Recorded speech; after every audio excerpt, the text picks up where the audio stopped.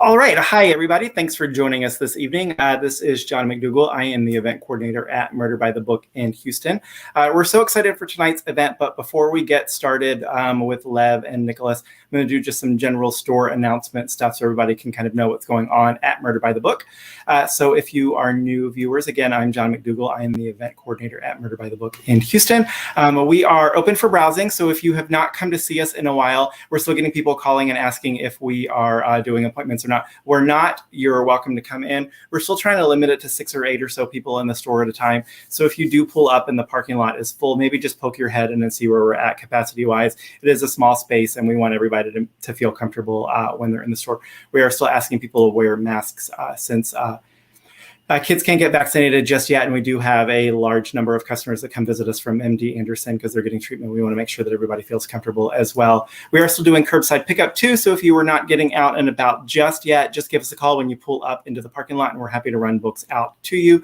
We did that pre-pandemic. We'll keep doing it post-pandemic too, so we hope that you will do that. We've got a lot of great virtual events coming up. This week is kind of quiet in that we only have 3, and I think next week is kind of like that as well.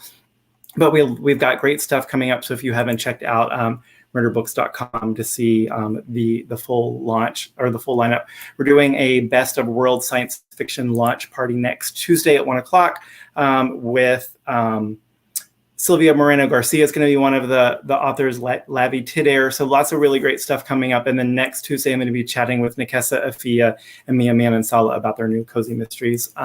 If you have missed any of our virtual events, you can check those out on the store's Facebook and YouTube channel. They're both archived. We have done well over 200 author events with over 350 authors since the pandemic started. So there is a wealth of stuff out there. So we hope that you guys will check those out. They're all out there to see. And also wanted to mention, we haven't had any issues in a while, but just general disclaimer. Sometimes we get spam comments on Facebook where people will ask you to click away from the event and click on another link to put in your credit card information. Don't do that. You're already watching the event. It's free. You don't have to click away to do that. I will block and ban any of those people if they pop up, but just wanted to put that disclaimer out there just in case anybody's faster than I am about blocking things.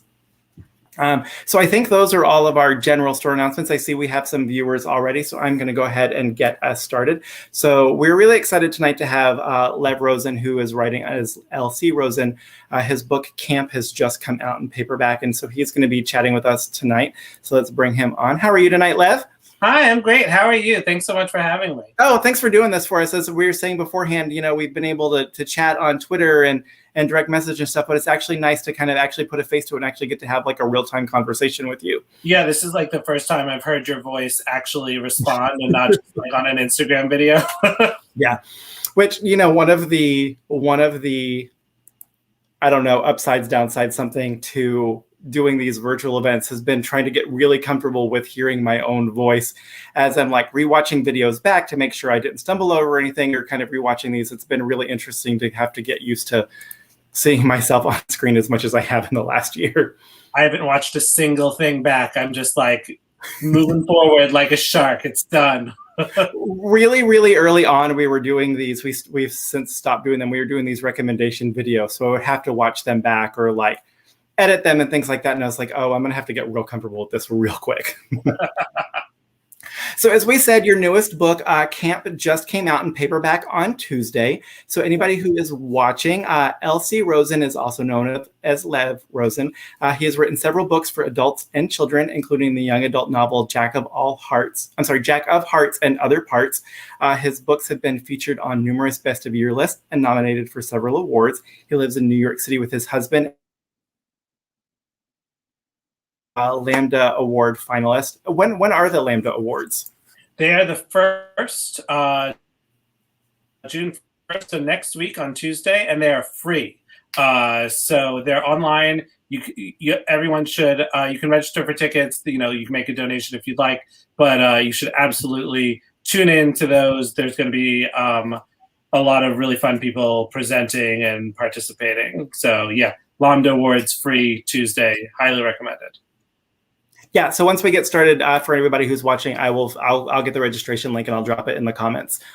So if anybody wants to register. And also wanted to mention while we are chatting this evening, if you guys have questions for Lev or Nicholas, please post those in the comments and we will definitely get to those.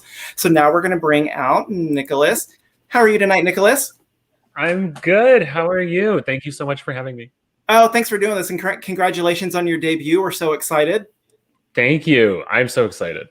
I inhaled this book just like in one Saturday sitting on the couch. So I'm so excited and as soon as I finished it, I was like, we have to do an event for this. And I was so excited to see that Camp, which I also inhaled, was coming out in paperback the same day. So I'm so excited that we get to hear the two of you guys chat about these books. Yes. I'm also a huge fan of Camp. I read it last year. So this is awesome that we get to talk while my book comes out and your paperback comes out. No, I am very excited to talk about I'm going to talk about it in a sec when I go into my first question for you, but yeah, I loved this book. So for anybody who is tuning in, as we said, Nicholas's book is called Burn It All Down, and Nicolas DiDomizio holds a bachelor's degree from Western Connecticut State University and a master's degree from NYU. Prior to his career in fiction, he wrote for the internet for several years while also working in corporate roles at Condé Nast, MTV, and more. He lives in upstate New York with his partner, Graig. Did I pronounce that right? Yep. Okay. And their adorably grumpy bulldog, Tank. Burn It All Down is his debut novel. So as I mentioned, for anybody who is watching out there, if you have questions for either author, please post those in the comments. I'm going to turn this over to them and let you guys get chatting, and I will see you again in just a little bit. Thank you, John. Thank you. So hi. Hello. My story with this is, and the way we know each other really, is that TS, who acquired this book, is a friend of mine, and when he acquired it, he immediately was like, Lev. He texted me. He was like, Lev, I need you to read this book. You are going to love this book. He sent me an arc as soon as they were made. And I read it, I think, in a day, maybe 2 days, because there might have been life. But right. Reading during a pandemic. I didn't want life. I wanted more of this book. And it is so, it's definitely full-on unput-downable. I hate that word so much. Unput-downable, but I love it when it's about our books, Yes, exactly. It's a great descriptor, even if it sounds strange and feels weird on the tongue. And it was stressful, but good stressful, and you really felt for and wanted to hit these characters, right. Also hugging these characters, which is exactly what I love every time. I love a character who's messy in a way where you're like, what are you doing? But you also understand why they're doing it, and you want to give them a hug. And this has all of that, and it's so funny too, which is I have so many questions about how you balance that to the suspense and the funny. But I think first, what I'm going to ask you to do is just describe the books for anyone who doesn't know what it's about. What's the book about? Yes. Okay. So, well, first of all, also, hi, TS. Hopefully he's watching. He told us he would be watching, right? Yeah, he did say that. I don't know. So yeah, he describes it as how you were saying, the messy characters that you want to slap, but also you want to hug. He always describes it as reality TV characters, which I feel is the perfect compliment, because this book wouldn't exist if it weren't for the Real Housewives of New Jersey.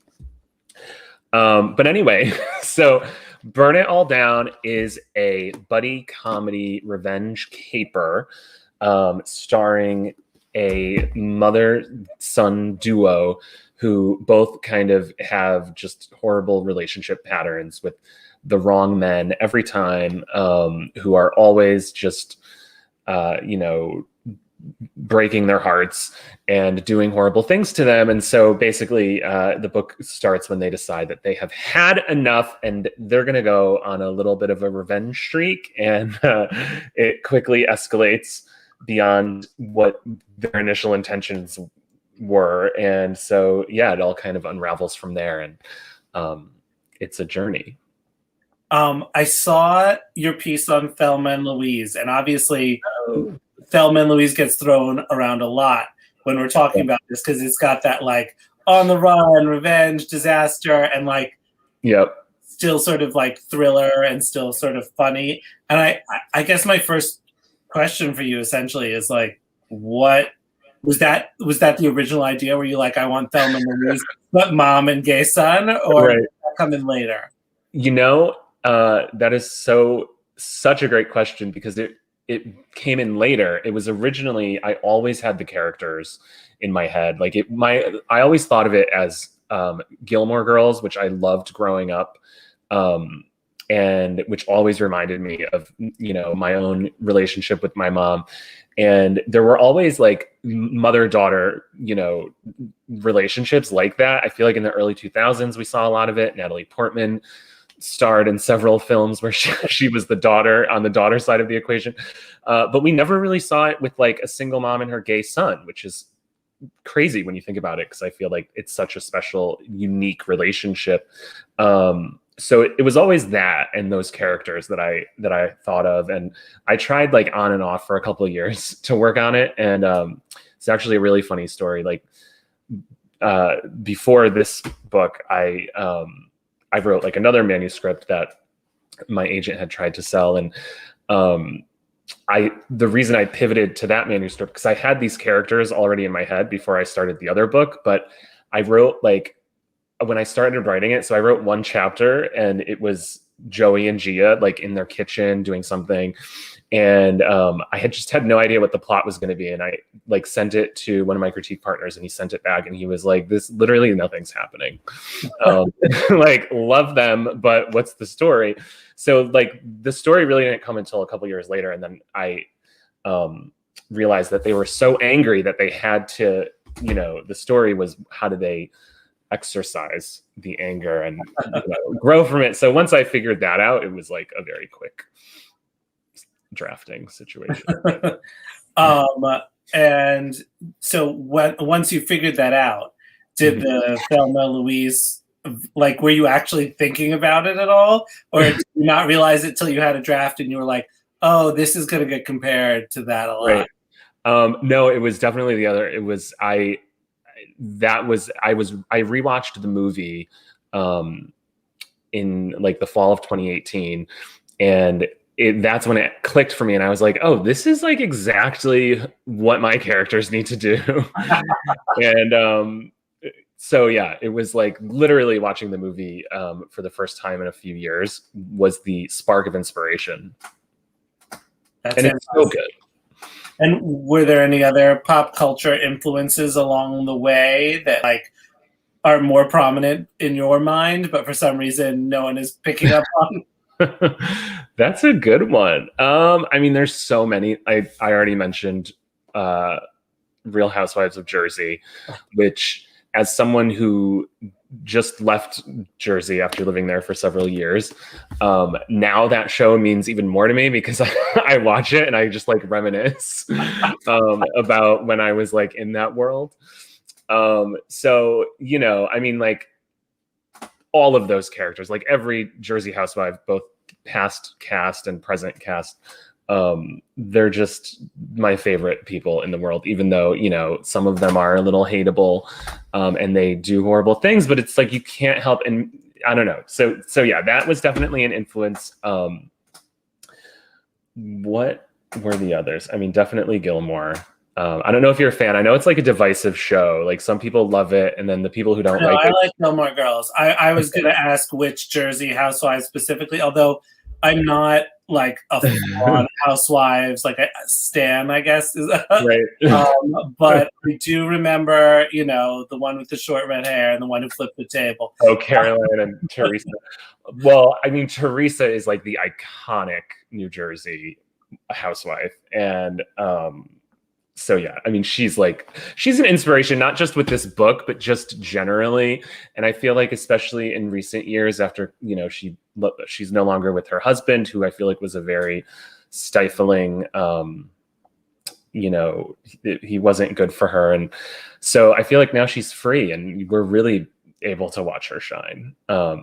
So, you know, And it did, and it's funny because their marriage is very much a like typical, not that I mean to turn this into like a Real Housewives, history moment, but it ties into my book because their marriage is so typical of like, New Jersey Italian American culture, where it's just like several years behind, like, and so old school, and the man is just expected to be like worshipped, and the woman kind of just has to do whatever he wants and not really,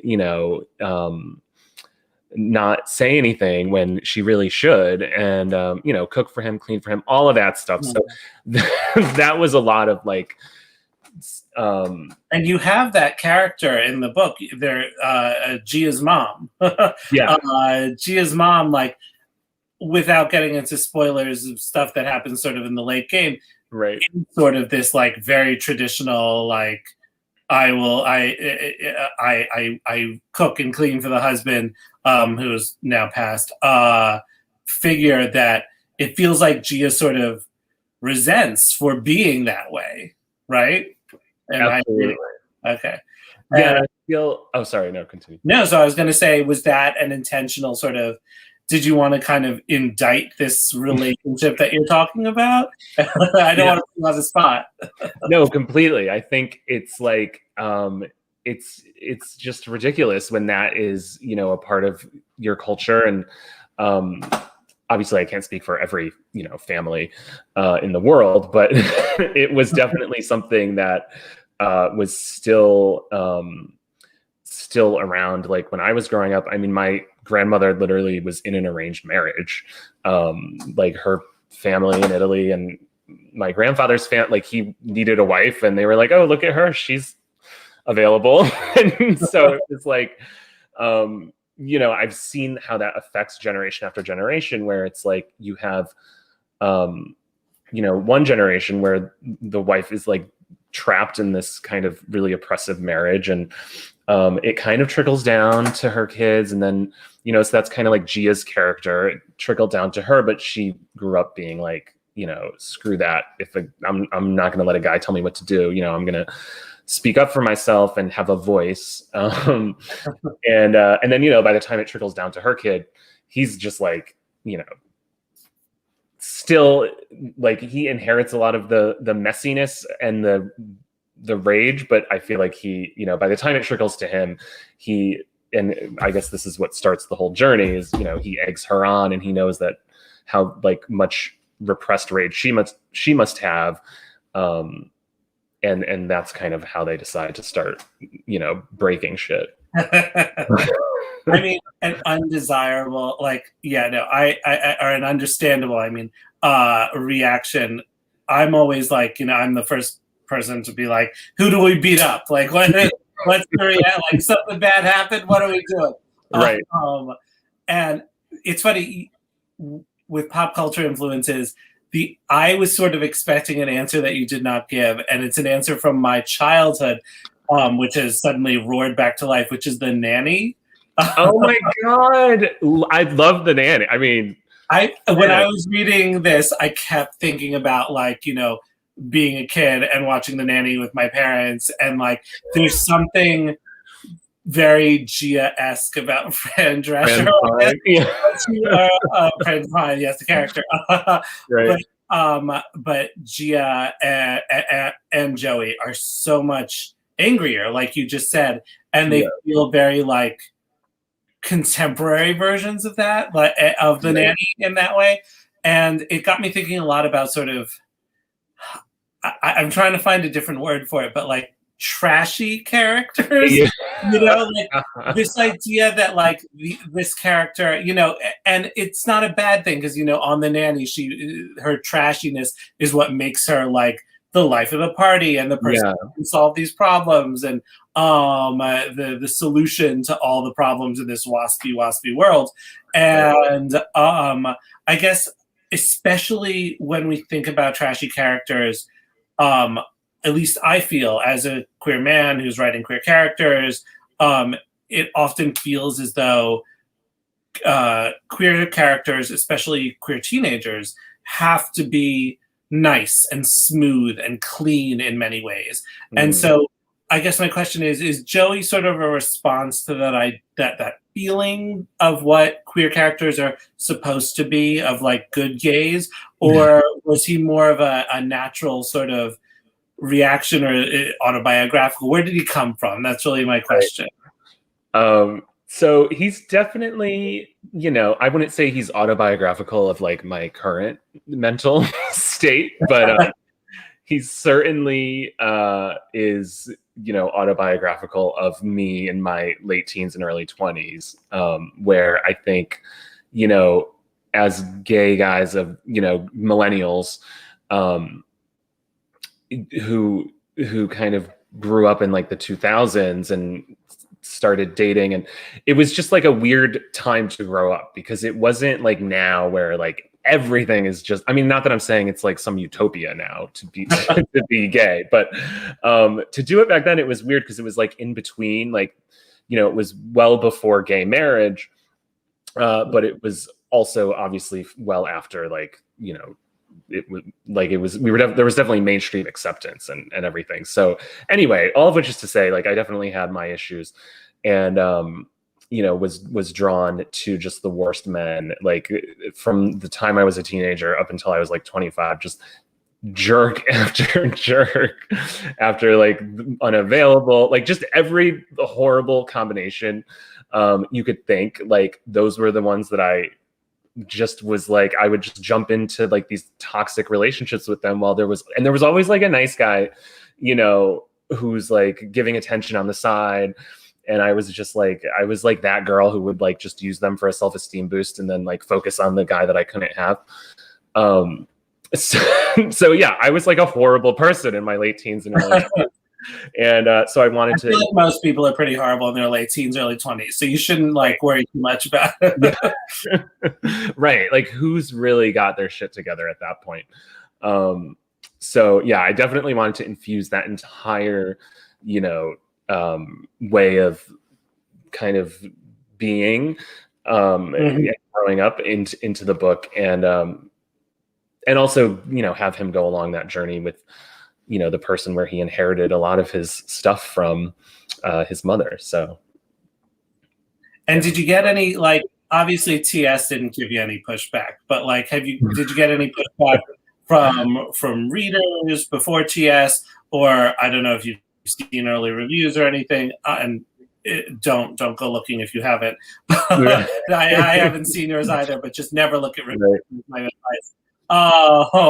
But like, have you gotten back on Joey specifically, is my question, for being this sort of like angry disaster gay right. that I love, and I feel like we don't see very often? Luckily I don't think I have. You're frozen like, for me. There you are. Oh, am I back? So before it was acquired. Oh, okay. While it was going around, like before it was acquired, there was definitely pushback, but it was for both of them. I think there was a lot of like, it's really hard to make readers like people who are actively committing crimes type of thing. So like likability was just a huge issue for. Disagree, but go on. Right. So it was definitely like well, I mean, even like Thelma and Louise had a lot of critics that were like, why are people rooting for these like, criminals who are just like have no remorse for what they're doing? And obviously those people just missed the point of Thelma and Louise entirely. But yeah, so there was some of that, but then once it was acquired, and it was just in incredible hands with TS. He totally got both of the characters so well. So I feel like I was extremely lucky to be able to get it to this point. And what's funny is that I think since it started like going around with ARCs, and now that it's out, like the early reactions that I have seen, most of the time, I feel like it's actually people who are like, oh my God, I love that there's this like messy, horrible gay guy. So I think a lot of people feel the way you do, that they want more of it. It's just not something that's been, as common. Yeah, no, my first young adult book, Jack Parts and Other Parts, is like very much a big old messy gay book. And I started it, by the way. Oh, good. Well, wait. Now I'm anxious, but we'll pass that. I mean, I'm loving it, but go on. I remember the way I wrote it. I wrote 99 pages, and I have this rule for myself, where if I write 100 pages of a book, I have to finish it. And I got to the 99 page mark, and I was like, is this the worst idea I've ever come up with? And I'm lucky enough to be friends with the editor who eventually acquired it, and it was like, as a friend, will you please just read this and tell me if I should like quit now? And she was like, no, send it to me. I'll buy it right now. And so that's amazing. I guess my question is, did you ever have that kind of doubt about these characters, or was it always just like, yes, the world is ready for us, the world deserves us? I didn't personally have the doubt while I was writing it. I did the thing that, it's like very common advice, but I think some people think it's good advice and others think it's horrible advice, which is to write the book that you want to read. Mm-hmm. And because if you obviously take it too far and just like literally write something that's completely tailor-made for only you without thinking about like the market or anything else, that could shoot you in the foot. But I did it, and I ended up with this. And so yeah, I was cheering them on the entire time, like every page. It was so much fun. I was like, I almost like the parts where I did give them not to like get spoilery, but the parts where there were hints of remorse or like, emotional growth and all of that, which is great. Like obviously all characters need that, but I was even hesitant about that because a part of me just wanted to write this like, total like unapologetic, like don't learn any lessons, just vigilante, like screw all men type of book. So yeah, I was very like much not thinking about it. But then once it was done and once it started being like, sent around in the industry, then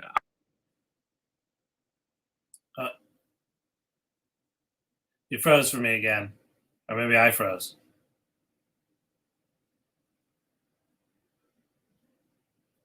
So it looks like Nicholas has frozen, Lev. I can still see you. I'm going to... I'm just going to hold this up. Yeah. So I'm going to remove... Oh, Nicholas, if you can hear me, I'm going to remove you. Or actually, I'm going to try to remove you from the screen. And let's see, adding him back in. Obviously, I had... Oh, there he is. No? No. Oh. There you are. There you are. Hello. Okay. I think I was the problem. I'm so sorry. It's okay. You're back and working now again. Technology. Don't worry about it. But okay, where were we?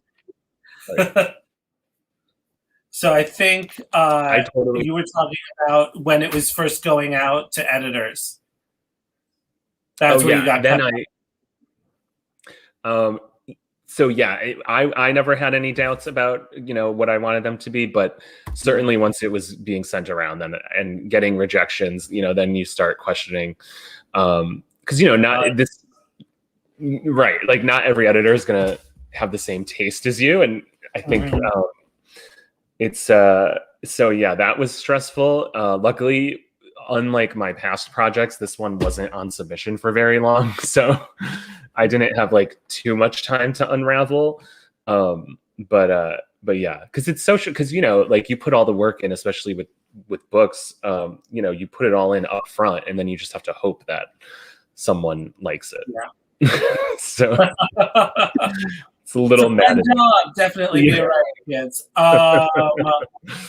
So one thing you said earlier, and it got me thinking, and this might be like crazy, but you were talking about like, our youth and how queerness was like not everywhere the way it is today. And like, I kept thinking about Monica Lewinsky, who is mentioned a lot in this book. And I love Monica Lewinsky.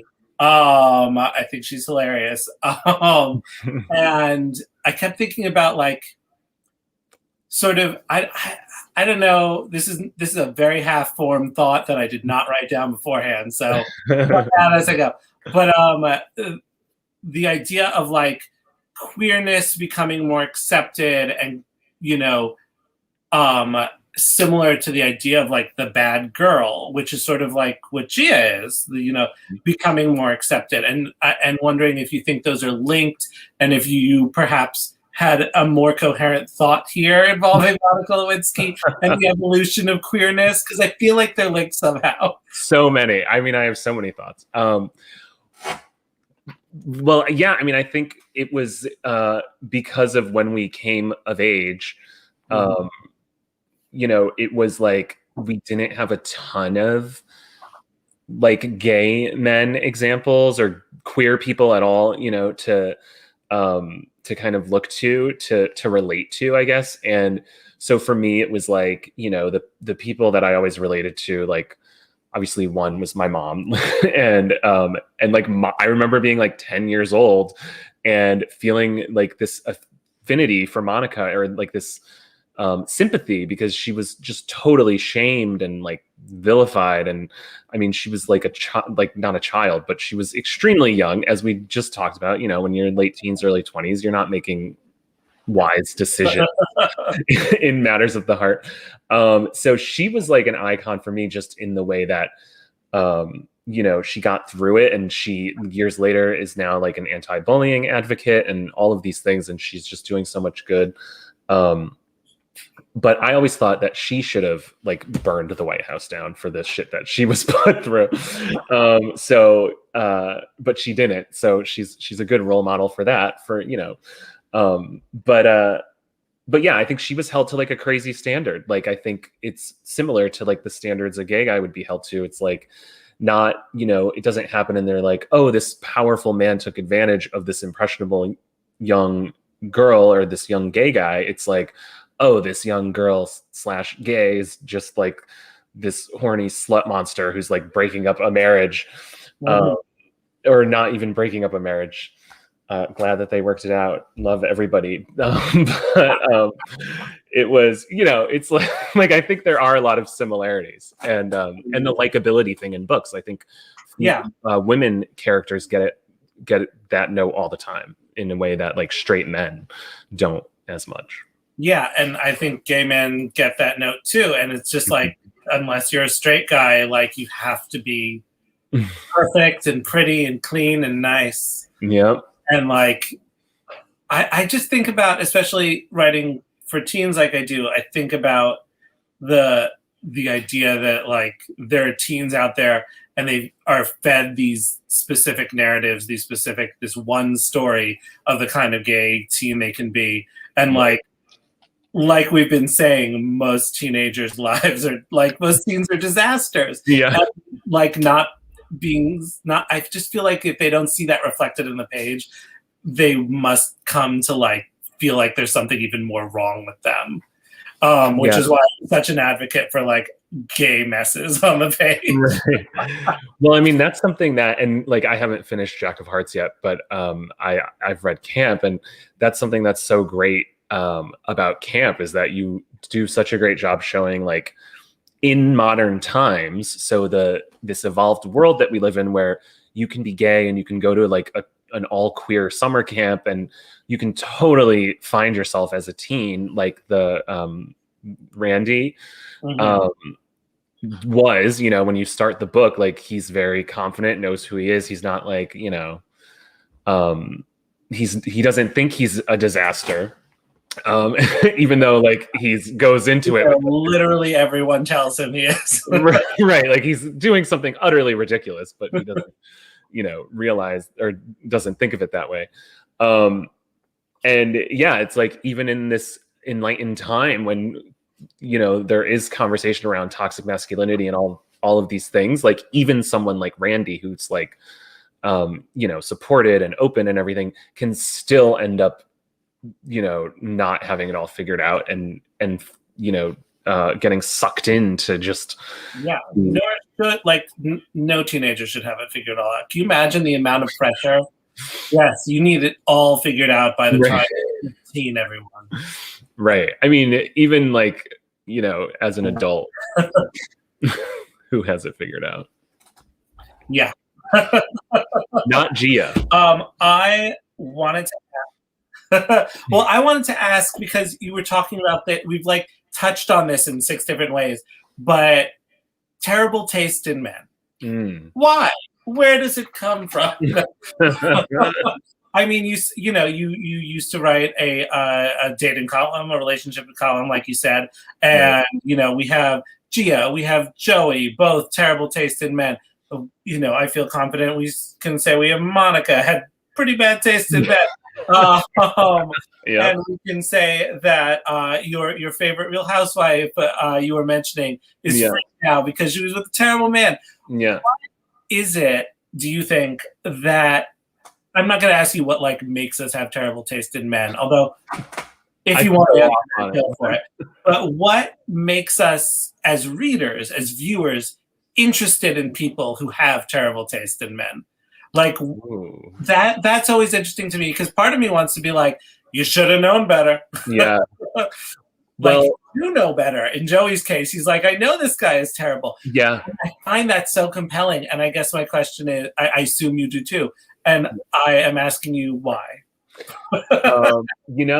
I think more people can relate to it than would probably admit to relating to it, because I don't think everyone's quite as self-aware as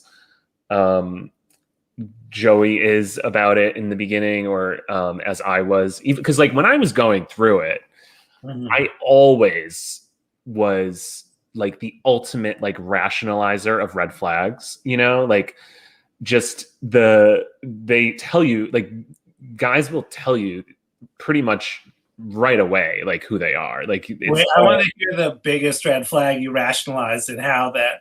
Oh God. Well, without giving away any names or specific details. All right, I'll try to like use euphemisms. I mean, it's a little bit of an extreme. That'll get you in trouble. But no, I mean, so I was, oh God, I must have been like 19. And it was like my, I don't know, third boyfriend. He was a little older. He had just gotten back from the army and was like, it was a whirlwind romance, all the things. I was crazy too. See, this is okay. So I was crazy too. So I'm not saying I was an innocent person in this, but he still had to go to like the Army Reserves or something once a month. So one of those months one of those weekends, he like left me alone in his apartment. And so, it's like that Sex and the City episode where Carrie was left in the apartment of the guy that she had like recently been dating, and something overcomes you if you're like a crazy person with bad history with men, and you snoop. So I started snooping, and I was really an amazing detective because I was able to guess his email password on his computer. It wasn't even saved. I just like figured it out. It was like involved his middle name or something. But anyway, so I went through all his email, like just a total, at that point, I was possessed, and I found something very incriminating that basically was, I guess, one of the places he was with the Army, he ended up getting involved in like one of those production companies that seeks out like Army guys, if you know what I'm saying. An adult production company. An adult production company. So I like discover his, work that I had I mean, like it wasn't like a job, but it was a one-time thing that he did, and I found it. And so then I like started this whole fight over the phone, like total meltdown, screaming, tears, everything. He's like assuring me that it was like a one-time thing, and also he's yelling at me for snooping. So it's like a whole thing. But anyway, we ended up like making up after that and staying together for a year of just a year of more disasters. And it's like, maybe if he didn't like not to shame anyone who is in that industry or anything, but like he presented himself as someone who like was so squeaky clean and was like only into me and like all these things, and I was like insecure. So the second I saw like that he was out there in that manner, I probably should have just for myself been like, all right, so maybe we're not a match. But instead I was like, let me tame him. And it worked out great. Yeah, I mean, I'm going to be honest. I'm seeing red flags on both sides there. But So true. See, this is why I had to make Joey who he was. I was like, I'm not innocent. Like, I just need to let everyone's horribleness show. Yeah, no, I love how Joey has enough sort of reflection, because later in the book there is sort of this nice guy who comes along, and Joey's essentially is like, all right, I should be into this nice guy who is into me. And yet there's like, he's aware of the fact that he's a nice guy makes him uninterested, and he's there is that sort of like introspection about what makes him that way. And I don't want to spoil whether things work out with a nice guy or not, though, so I'm just going to leave it there. But that was like such an interesting moment to me. This I love it when these characters who are like really screwed up sort of have these moments where they're like, oh yeah, I am screwed up. Am I going to fix that? Maybe later. Right. And I feel like you do that really well with both of them in here. Like, the person they go to stay with is essentially Gia's nice guy who she can make it work with. So there are these patterns that I found so genuine and real and compelling in this book. And I don't know where I'm headed with this, except well done. Thank you. Well, I would say you did something very similar in camp, because I feel like, Randy spends most of, or leading up to the climax, he's so consumed with himself and how his actions are like getting to his goal for the summer. And it's like very tunnel vision and like totally not, when things blow up with, also not to give any spoilers, but when the guy Hudson, when he reveals that like he's a three-dimensional person and he has feelings about all of this, and he has family stuff, like all of these things, he has to be like, oh crap, I didn't really think of that. I was so obsessed with just like my part of this that I had a plan. Yeah, exactly. What's the device in that plan? Which is just such a real thing. I think like we all at a certain point, as we go, we're just so self-absorbed. But then we have those moments that make us snap out of it and realize, and we grow. And so, I'm glad that both of our characters, had the chance to do so. Yeah, they get to actually have some reflection, and as I hope, real kids, real teenagers do. All right, so in 3 minutes we're going to go to questions. Although I don't see questions here, so I might have to bring John back on after all. I thought I could do it myself, but I am not competent. So my last question is the one that I said I was going to ask at the beginning, which is, how do you blend the humor and the thriller? Like, how did you do that from a craft perspective? Because I want to know for my own reasons. Well, so I think the biggest thing is that like when the first books that I ever like read or fell in love with reading were all, like comedian memoirs. So like not very highbrow. Like I literally taught myself to write by reading like Chelsea Handler books. And then some other, better humor, like to David Sedaris and all of those like nonfiction. Obviously the Tina Fey book was like a huge thing in my life. So I feel like my reading habits have always been very humor focused. And then it wasn't really until like I was in my 20s that I started reading like novels. But I feel like just, it's always been ingrained in me to just like try to make it as funny as it can be. And then the suspense thing and like the pacing was really the thing that took a lot of work for me with this one, because it was never anything I thought about. I used to always just write and be like, all right, is it funny? Like that was the only thing I took into consideration. Whereas with this book, I was like definitely making sure I was having fun, but I was also like making sure that, things were moving forward on every page, that, there were little things bubbling under the surface that were like, that would hopefully stick in people's heads and all of that stuff. But yeah, I don't know how to balance. I think I just like do it, and then it's probably in revision where things end up becoming balanced. Yeah, no, I'm a big believer that like everything really happens in revision, so that makes sense. But there's no like formula here where it's like 3 jokes for every suspenseful thing. Oh.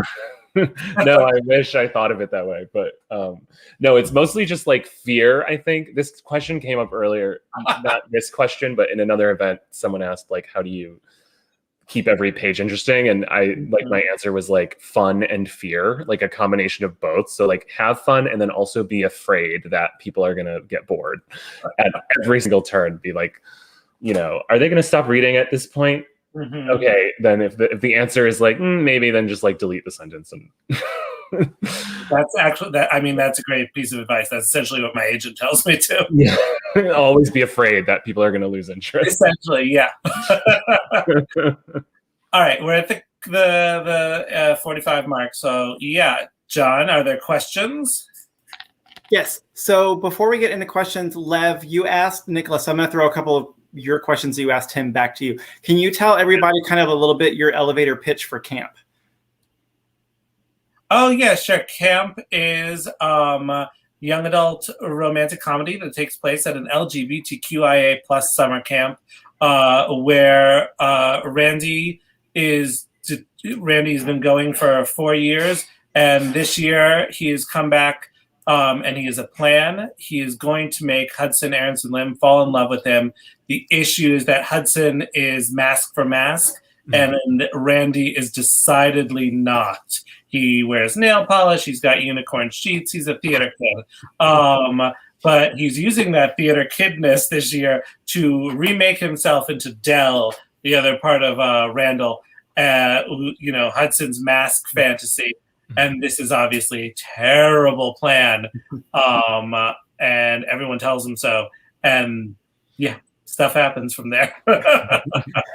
And so it's a great twist on those, kind of classic kind of teen makeover comedies. So did you have any kind of in your mind as you were working on it, or any like pop culture references that you were working with as you started it? Yeah, the original idea was actually further back than that. In high school, I had a friend who was like really into the Rock Hudson Doris Day movies, like Pillow Talk. And so we watched a bunch of those. And one thing I'm really obsessed with are these sort of historical niche genres. So like the Battle of the Sexes, sex comedies that we had in the 60s. And I'm obsessed with them because I feel like there were like lots of queer people around, but their stories didn't get to be told in these particular niche genres. So I wanted to do that genre, but queer. And to queer up a Battle of the Sexes, it had to sort of become masked femme. But that's where Hudson gets his name from. And Randy's last name, Kappelhoff, was Doris Day's real last name. Oh, I didn't know. Oh, that's awesome. Okay, so Christina wants to know for both of you, what are you currently reading and what are some things that you've enjoyed this past year? Let's start with Nicholas. Oh my goodness. What am I? I'm currently reading Let's Get Back to the Party by Zach Salih, I think is how you say it. And it's really good. It takes place in DC, like right after gay marriage was legalized. And it follows 2 very different gays of our generation too, speaking of that. And basically, as you know, one of them is like just very unapologetically queer and promiscuous and like so against convention, and the other one like wants nothing more than to get married and have like a heteronormative style relationship in life. So it's really fascinating to just see these 2 perspectives, which I feel like we all know people on both of those ends of the spectrum. So I've been really enjoying that. Was that the whole question? I don't know. What else you've read this year that's enjoyable? That. So I'm fully recommending that. And also on the young adult side, Can't Take That Away by the supremely talented Stephen Salvatore, which is a coming of age YA about a genderqueer teen who wants nothing more than to be Mariah Carey, which I feel like that's what we all want, really. So it's relatable. I'm reading Indivisible, Daniel Aleman, I think it's pronounced, or Ailman. And that is YA. It is a teenager with a younger sister whose parents are deported, essentially. And I really just started it, but it is very good so far. And I've heard nothing but amazing things about it. And I've been reading a lot of nonfiction this year. So big one that I'd recommend is When Brooklyn Was Queer, Hugh Ryan. Really beautiful piece of queer historical writing. Just, yeah, gorgeous. And yeah, I'm trying to think about anything else. I feel like there is one that next week, Jay's Gay Agenda comes out. YA. Oh, Jason. Yeah, Jason June. And I blurbed it. I loved it. I loved it so much. So Stephen Salvatore is actually watching Nick, and he says, since Burn It All Down is very much inspired by Thelma and Louise, is there any other pop culture behemoth that you can see yourself basing another book on? Yes, Moonstruck, which I just feel like that's such a comfort movie for me, and it kind of tackles that theme about like, why are you drawn to people who are bad for you, and why do men cheat, and the generational stuff, and it's like very Italian, and like Cher plays Loretta Castorini, which I feel like is a gay man in another life. So I to see like a gay character at the center of that type of romantic comedy of manners would be really awesome.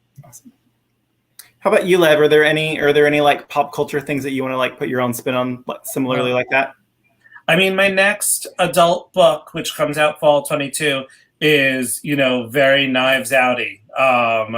It's Knives Out, but everyone's gay, and it takes place in the 50s. Like, so I feel like I'm doing that.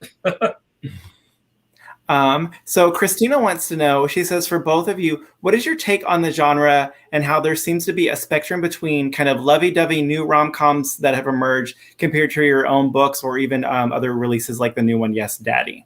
So we're like that spectrum of. Do you want to go?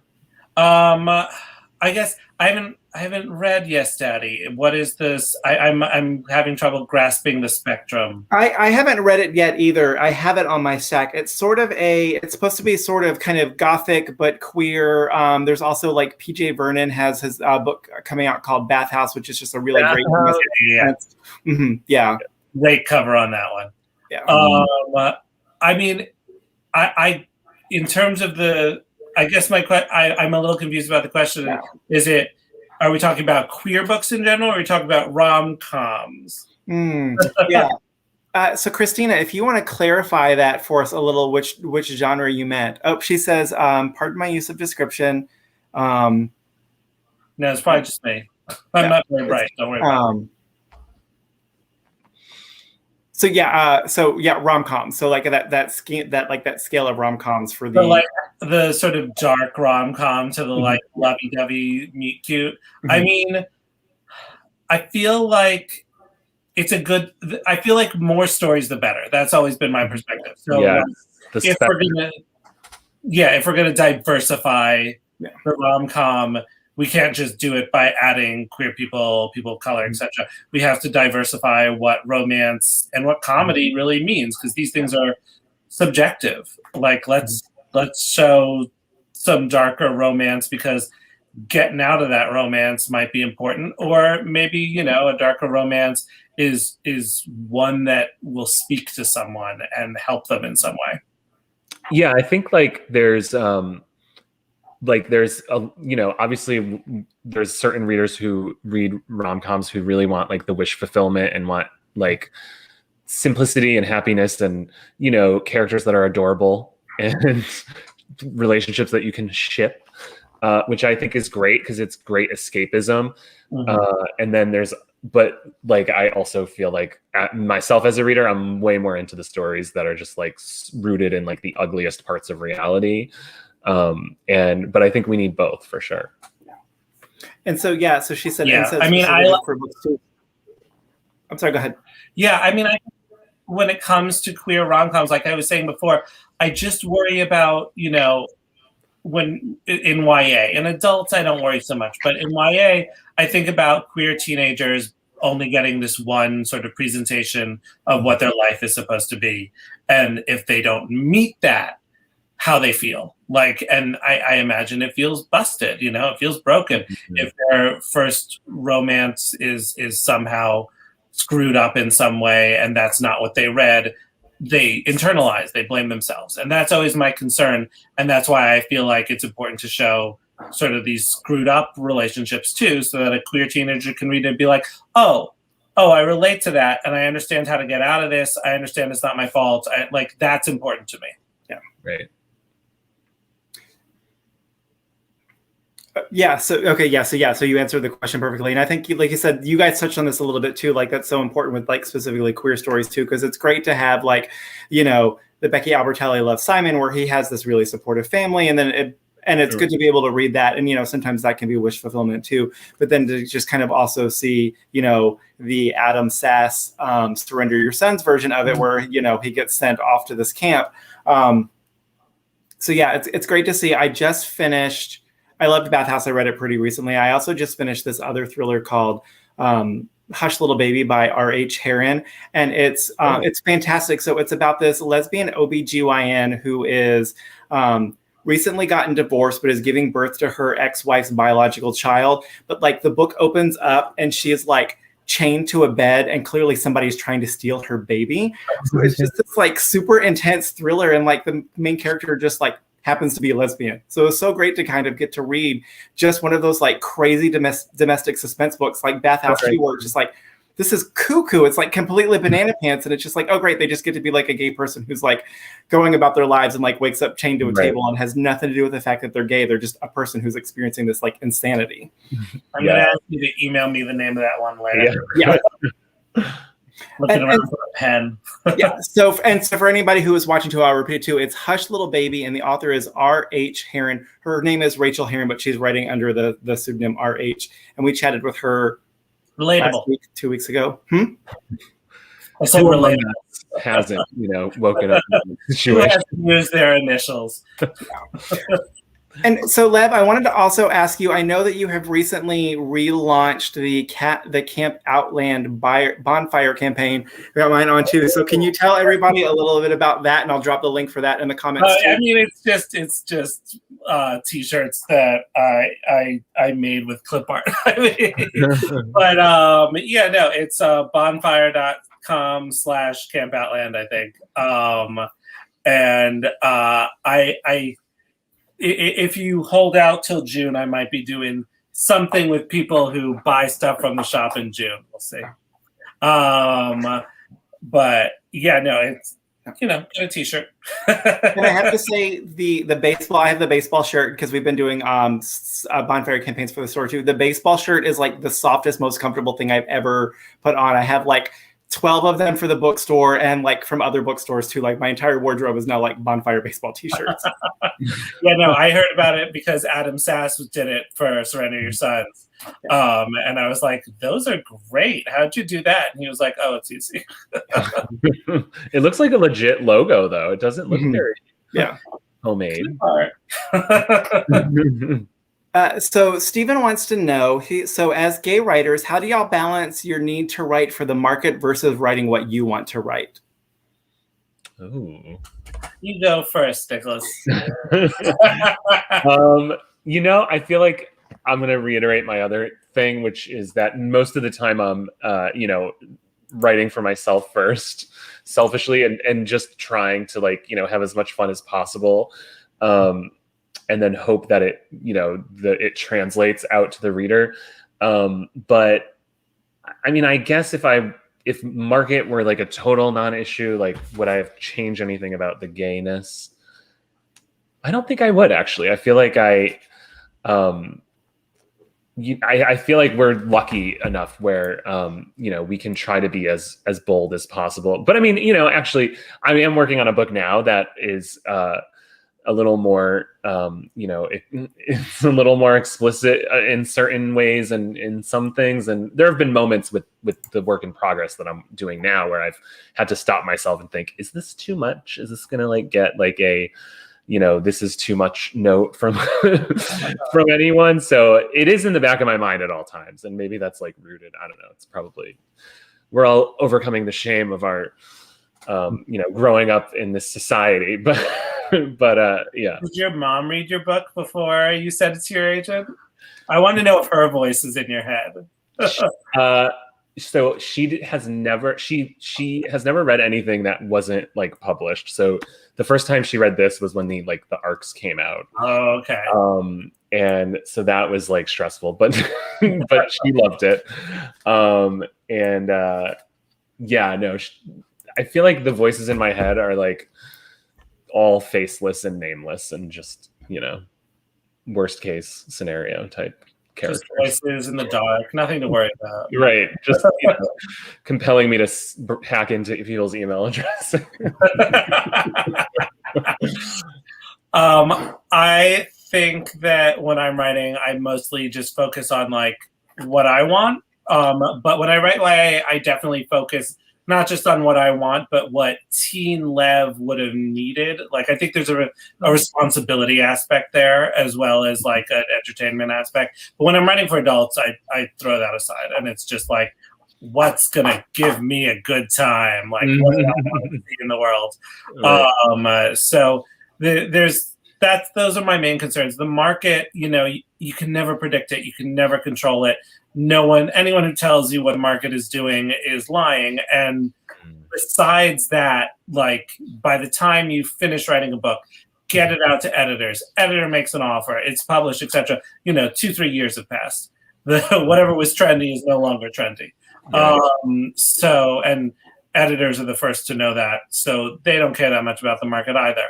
I think if you ever want to, if you're going into it strictly commercial, the thing I tell my students is the thing that always sells is something familiar that feels fresh. So that's the best advice I have if you want to go real commercial. All right. So you guys both touched on this a little bit, but before we head out, do you want to tell everybody, we'll start with Nicholas, what I know you guys both just had something come out Tuesday. Do you want to tell everybody kind of what you have coming up next? Let's start with Nicholas. So I'm really excited about the book I've been working on.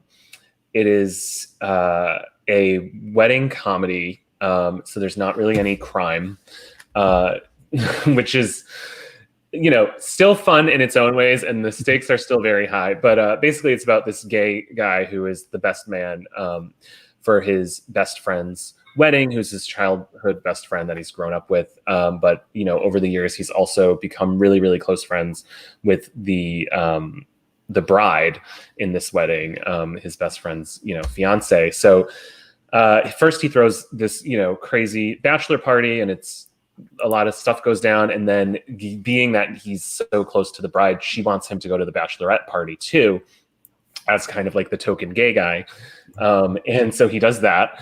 And basically at both parties, some secrets that the couple is hiding from each other end up coming to light. And you have this just, older disaster gay caught in the middle of these straight people's messy drama. And it all unravels from there. And so, I've been pitching it as kind of because it takes place on the beach. So I've been saying it's Ellen Hildebrand meets Judd Apatow and Bridesmaids, basically. That sounds awesome. That does sound awesome. I want that. My next book, right? I have my next adult book is a mystery coming out fall 2022, and it's called Lavender House. And like I said, it's essentially Carol meets Knives Out. It is 1952. And this detective has just been kicked off the San Francisco police force because he was caught doing things with another man in a gay bar. And he is approached by a mysterious woman who asks him to come solve the murder of her wife at this estate out in the country that's united around a lavender marriage, and where everyone is queer, and everyone is suspect. Awesome. So to recap for anybody who might have joined us late, we have been chatting with Nicolas DiDomizio, whose new book, Burn It All Down, just came out Tuesday, and Lev Rosen, whose new book just came out in paperback, written as L.C. Rosen, which also just came out on Tuesday. We have copies of both of them in store. You come visit us, check out our Pride display. We just started putting it up today. So they're both on there with some other great reads as well. If you missed any part of our chat, Facebook and YouTube will archive those once we are done chatting, and you'll be able to check those out. There's also, if you're on the YouTube channel, there's also a Pride playlist that has all of our Pride recommendation videos that we did last year, all on there, so you can check those out as well.